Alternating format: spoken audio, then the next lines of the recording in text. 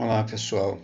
Essa gravação visa fazer um resumo do capítulo 2 do livro Abordagem Gestáltica e Testemunha Ocular da Terapia, no que se trata dos mecanismos neuróticos. Eu peço, desculpas porque realmente esse áudio está sendo gravado às pressas, o tempo é muito curto para fazer. Aqui, alguma coisa do texto do Pels foi complementada com o livro Gestalterapia Integrada de Miriam Poster. E como se trata de um tema relativamente longo, esse dos mecanismos neuróticos e dos bloqueios de contato ou defesas do eu dividi essa gravação em 5 partes. Essa aqui é a primeira parte. Essa primeira parte trata do nascimento da neurose e do que são os bloqueios de contato e o modelo geral da psicoterapia e como na Gestalt nós vemos o tratamento ou o trabalho com as neuroses. Obviamente isso de uma maneira bastante sucinta. Quanto aos mecanismos de defesa ou de bloqueio do fluxo do contato, nós vamos trabalhar aqui com os mesmos que estão colocados no livro do Pels, ou seja, a introjeção, a projeção, a retroflexão e a confluência. Nós excluímos aqui a deflexão, proflexão e egotismo. E eu sugiro, então, que vocês pesquisem isso na internet. E, por outro lado, foram colocados na nossa página no Facebook alguns vídeos em espanhol, tratando também desses mecanismos de bloqueio do fluxo de contato ou mecanismos de defesa. Para compreender corretamente o tema, é preciso retomar a questão de que a gestalterapia não vê o indivíduo como uma cisão entre mente e corpo, mas enquanto organismo integral. E esse organismo, o ser humano, tem uma necessidade básica chamada necessidade de contato. Necessidade de contato com o grupo é tão natural quanto as necessidades fisiológicas do organismo. O sentido de identificação é um impulso primitivo de sobrevivência psicológica.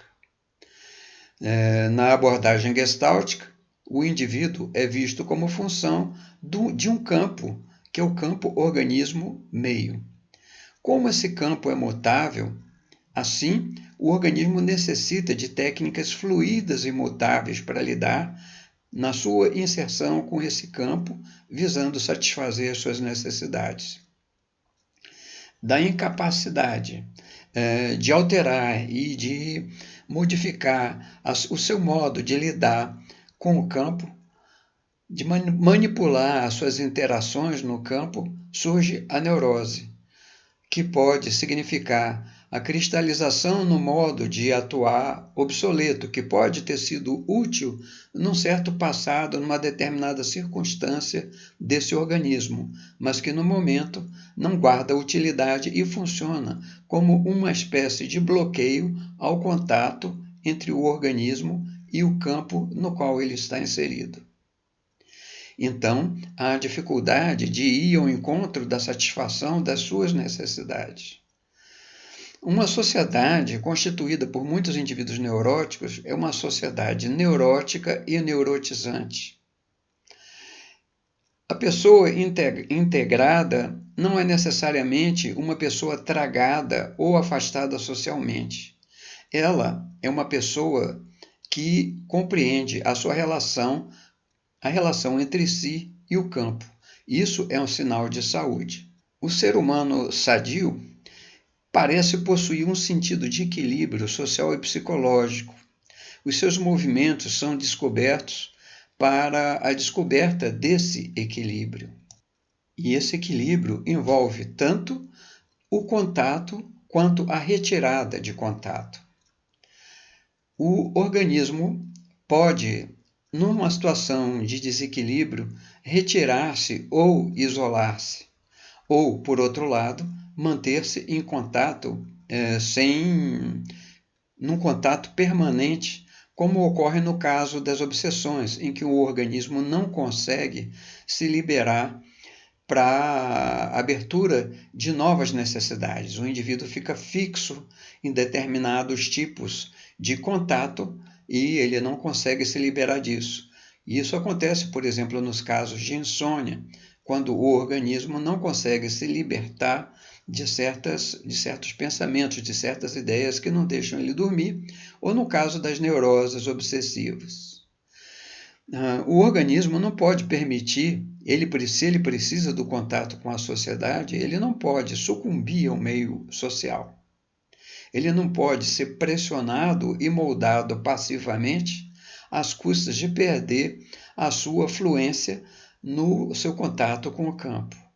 Então, não vê claramente as suas necessidades, não distinguir adequadamente entre si mesmo e o resto do mundo, ou então, pior, subjugar os demais, o que ocorre nos casos de sociopatia, por exemplo, onde a capacidade empática e a ausência de um sentimento de culpa com relação à manipulação dos outros em função de objetivos próprios é uma característica bastante marcante. Em todos os casos, na neurose há sempre um distúrbio de contato com o campo, na relação do organismo com o campo no qual ele está inserido. Em alguns casos, ocorrem verdadeiras cronificações que se transformam em distúrbios de caráter, como, por exemplo, o indivíduo que é passivo, excessivamente passivo, que aceita todo tipo de injúria sem reação. São casos caracterológicos que se referem a certas, como a gente chama, gestaltes fixas no organismo.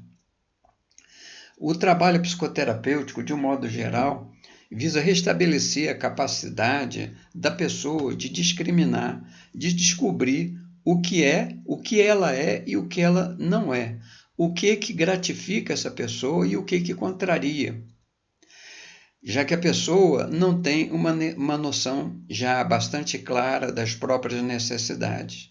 Então, o trabalho de suporte constitui um campo adequado para integração, onde o organismo possa reencontrar o próprio equilíbrio, o limite entre ele e o resto do mundo. Compreendendo os mecanismos como a pessoa neurótica se impede de ser ela mesma, podemos então tentar ajudá-la a remover os obstáculos um por um, que são exatamente esses bloqueios ao contato, através do qual ele se impede de ser ele mesmo.